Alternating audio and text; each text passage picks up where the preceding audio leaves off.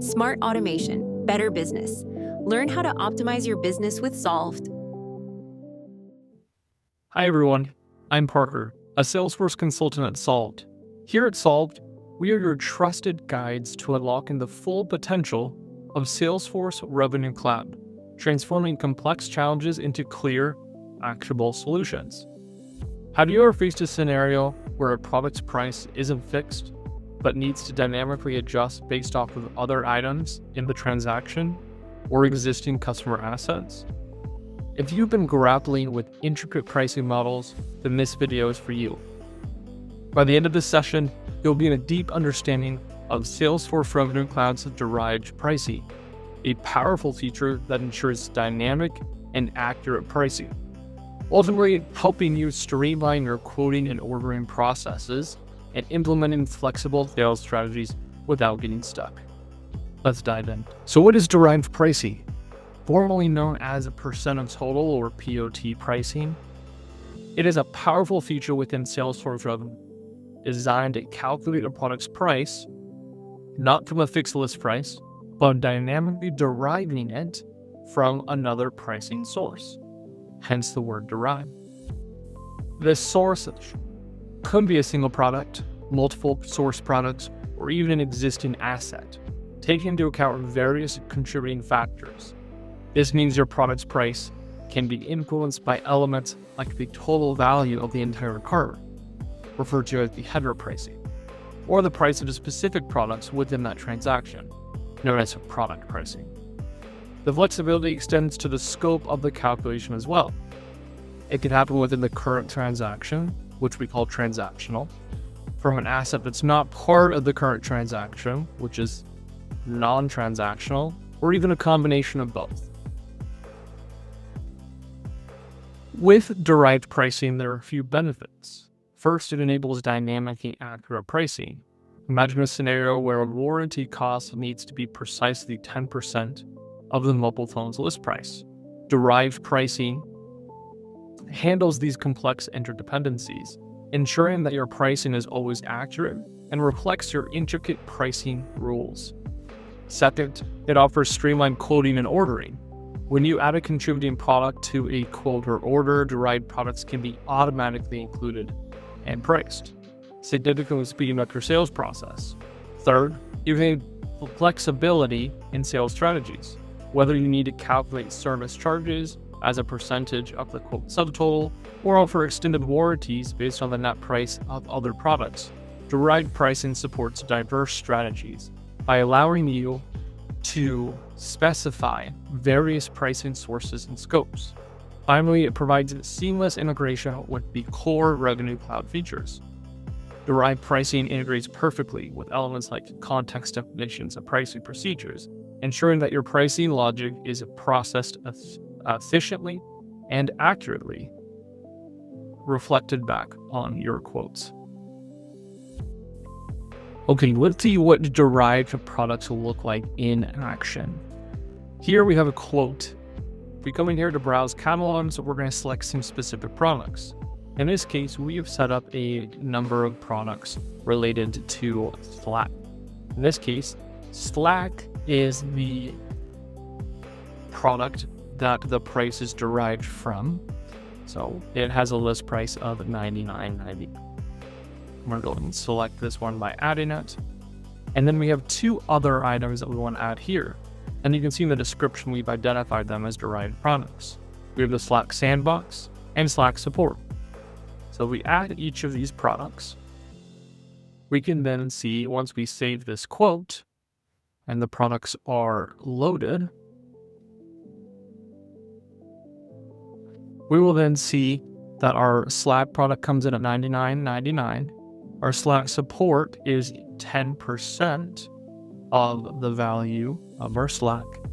And then the Slack Sandbox is also 15% of that value. So if we were to go in here and change this sales price to $200 and save this value,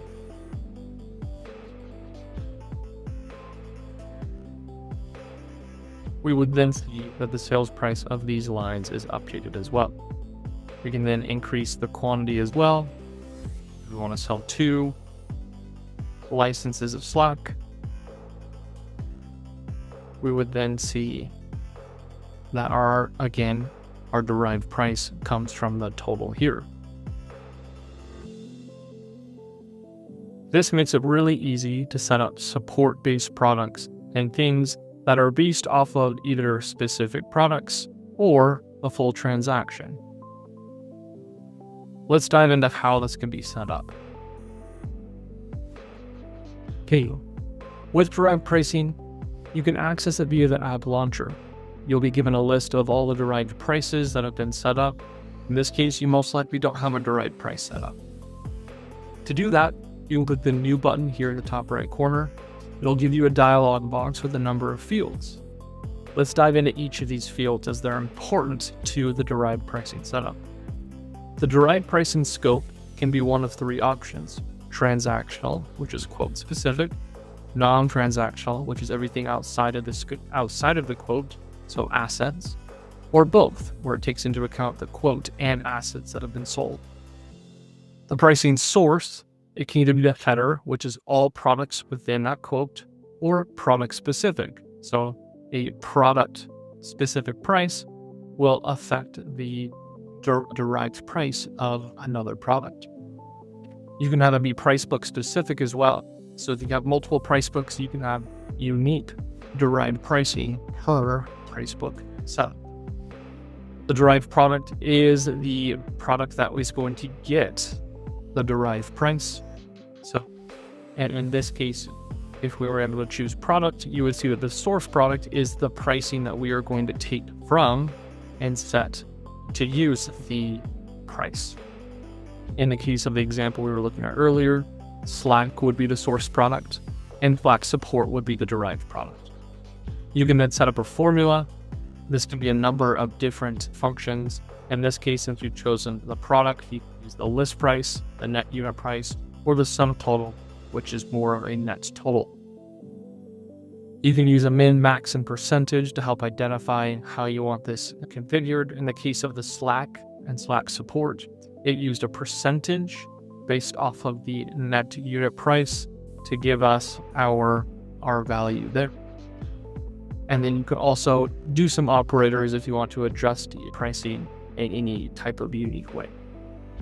You need to set effective dates to make sure that it applies appropriately within a time frame that you have set. Once that's been set up, you'll be able to see the derived prices here. If I go to the Slack product, which again has a number of derived products, you'll be able to add a related list here to see how these products are derived from the product itself. The last piece I want to touch on here is making sure your pricing procedure is set up appropriately. You'll see here that there is a derived price element within the pricing procedure. This requires that you set it up with the appropriate inputs and outputs. We'll go ahead and attach a link to the steps to set up your pricing procedure here to make sure that it is done correctly. But again, the pricing procedure allows you to set up the derived pricing with the inputs and outputs that you would need to help it appropriately. So there you have it, a comprehensive overview of derived pricing in Salesforce Revenue Cloud. We've explored how this powerful feature moves beyond fixed list prices to enable dynamic calculations based on other products or the overall transaction value. We discussed the inherent benefits, such as ensuring dynamic and accurate pricing, streamlining your quoting process, and providing immense flexibility for your sales strategies. We also looked at practical use cases like calculating service charges and contract-based pricing.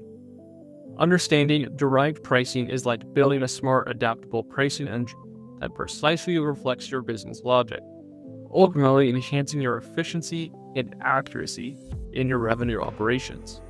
If you found this video helpful, please like, subscribe, and hit that notification bell for more insights into Salesforce Revenue Cloud. Thank you. Thank you so much for watching. We can't wait to help you automate your business. Please like, comment, or subscribe for more.